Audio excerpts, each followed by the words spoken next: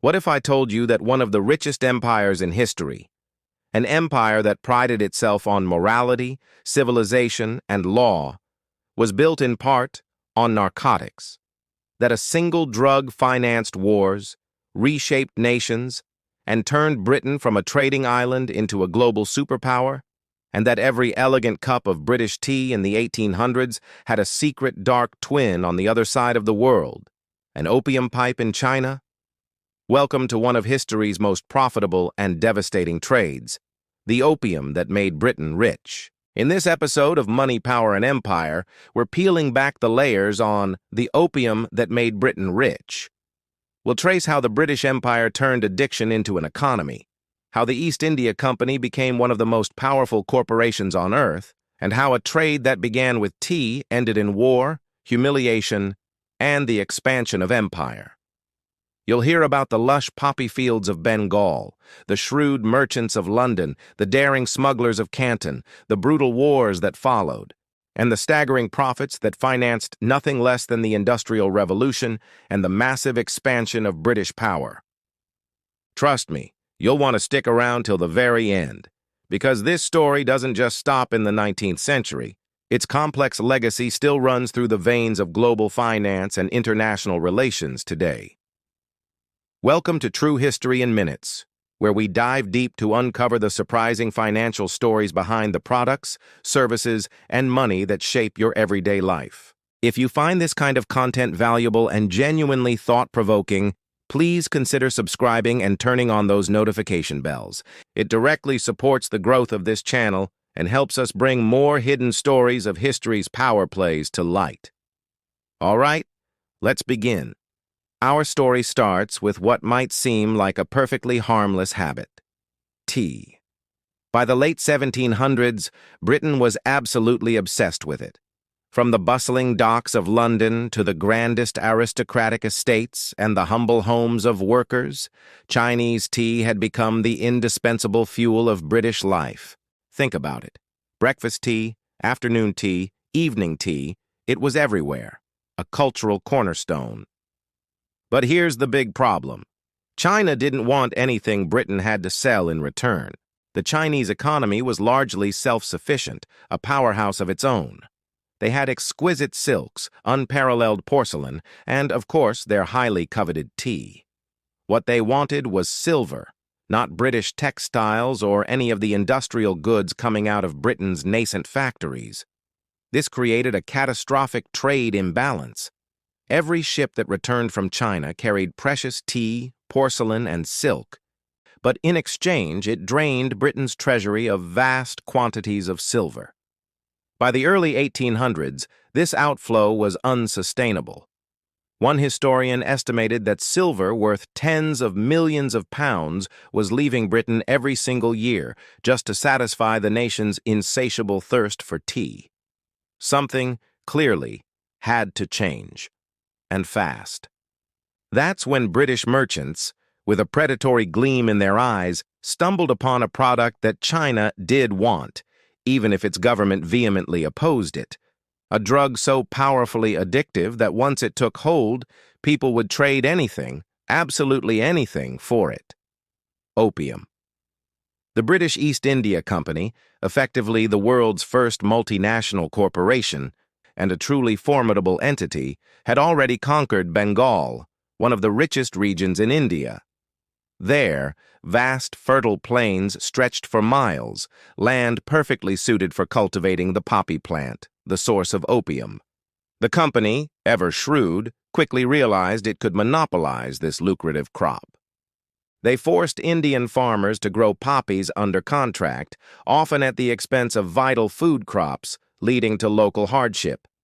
These farmers were paid barely enough to survive, while the company refined the opium into bricks and then, with calculated precision, auctioned it off to private traders in Calcutta. These traders, many of them British free merchants looking to get rich quick, would then engage in an illicit, highly profitable trade. They'd smuggle the opium into China through secret coastal routes, hidden in tea chests and cargo holds, bypassing official Chinese prohibitions. It was strictly illegal in China, But corruption was rampant. Bribes were paid to Chinese officials at every level, and the drug spread like wildfire through the population. By the 1820s, millions of Chinese were tragically addicted. Opium dens flourished in every city, a blight on society. The drug hollowed out families, emptied personal and provincial treasuries, and tragically weakened entire communities.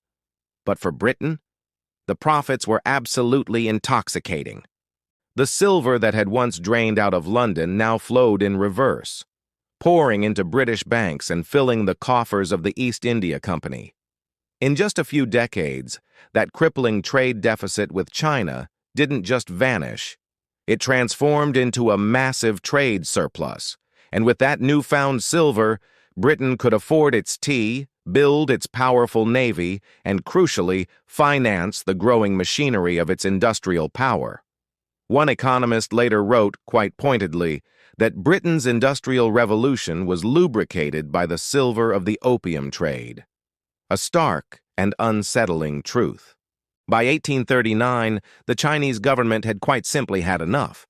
The emperor, witnessing the devastating impact on his people, appointed an incorruptible official, Lin Zexu, to end the opium epidemic once and for all.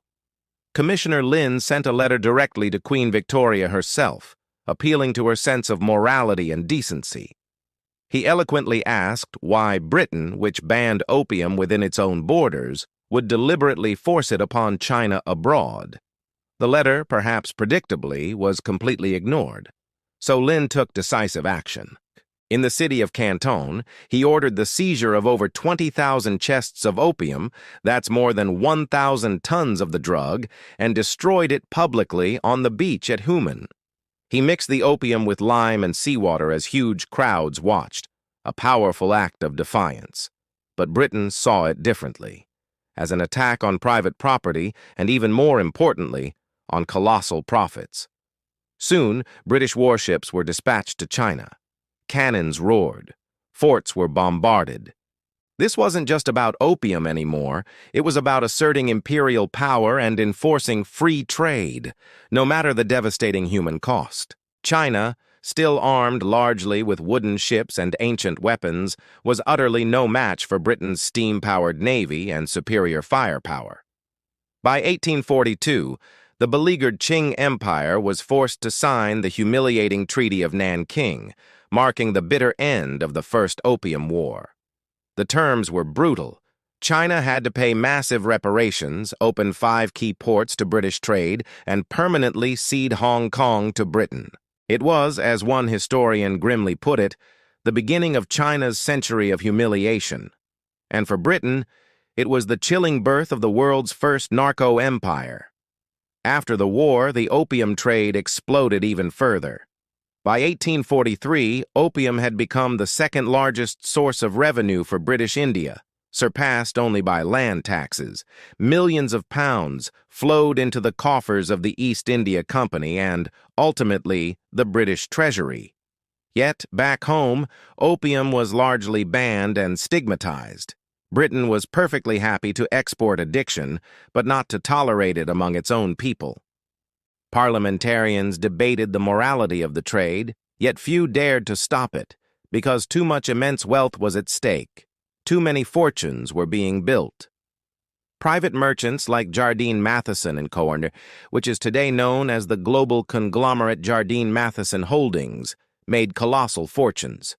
Their ships, their banks, their vast trading networks became foundational pillars of British capitalism. And the banks that financed this audacious opium trade evolved into institutions that still exist today. Hong Kong and Shanghai Banking Corporation, known to us as HSBC, was founded in 1865 specifically to handle trade profits in Asia. So yes, some of the world's most respected corporations and financial systems have their roots, at least partially, in opium. And the hypocrisy ran incredibly deep. British moralists condemned the Chinese for being weak and decadent, while their own empire was quite literally selling them poison. But history has a way of turning. As the trade continued, it destabilized China so profoundly that the ancient Qing dynasty began to crumble. Rebellions, like the devastating Taiping Rebellion, erupted, fueled in part by the chaos and despair that opium had unleashed. Tens of millions of lives were lost. Even some British leaders began to realize the moral horror of what they'd done.